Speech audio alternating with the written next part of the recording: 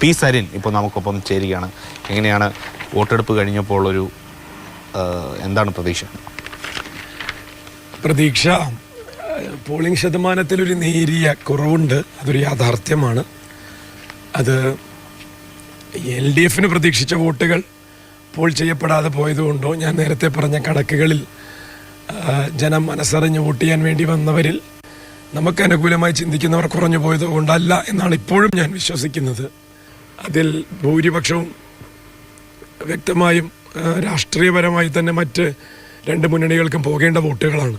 അനുകൂലമായി എന്ന് കരുതുന്ന പ്രധാനപ്പെട്ട ഫാക്ടർ എന്താ? ഇത്തവണ ഇടതുപക്ഷം മത്സരിക്കാൻ ഇറങ്ങി ജനങ്ങളിൽ നിന്ന് വോട്ട് തേടുക തന്നെയാണ് ചെയ്യുന്നത് എന്ന് ആ ഒരു പ്രതീതി, അതൊരു പ്രതീതിയാണ്. ആദ്യം ഉണ്ടാക്കേണ്ടത് ഒരു പെർസെപ്ഷനാണല്ലോ.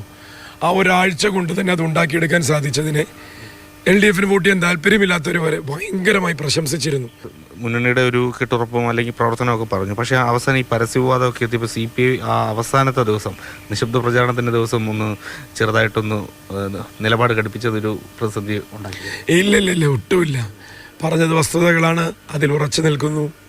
അതിൻ്റെ സാങ്കേതികത്വം വേണമെങ്കിൽ നിയമപരമായി ചോദ്യം ചെയ്യാൻ, അത് നമ്മളെ ബാധിക്കുന്ന വിഷയവുമല്ല. അത് വളരെ വ്യക്തമായിട്ട് നമ്മൾ നിയമോപദേശം തേടിയിട്ടുണ്ട്, അത് നമുക്ക് അറിയുകയും ചെയ്യാം. ആരോപണമൊക്കെ UDF ഉയർത്തുമ്പോഴും പറഞ്ഞതിലെ വസ്തുതയെപ്പറ്റി UDF ബോധപൂർവം മൗനം പാലിക്കുകയാണ്.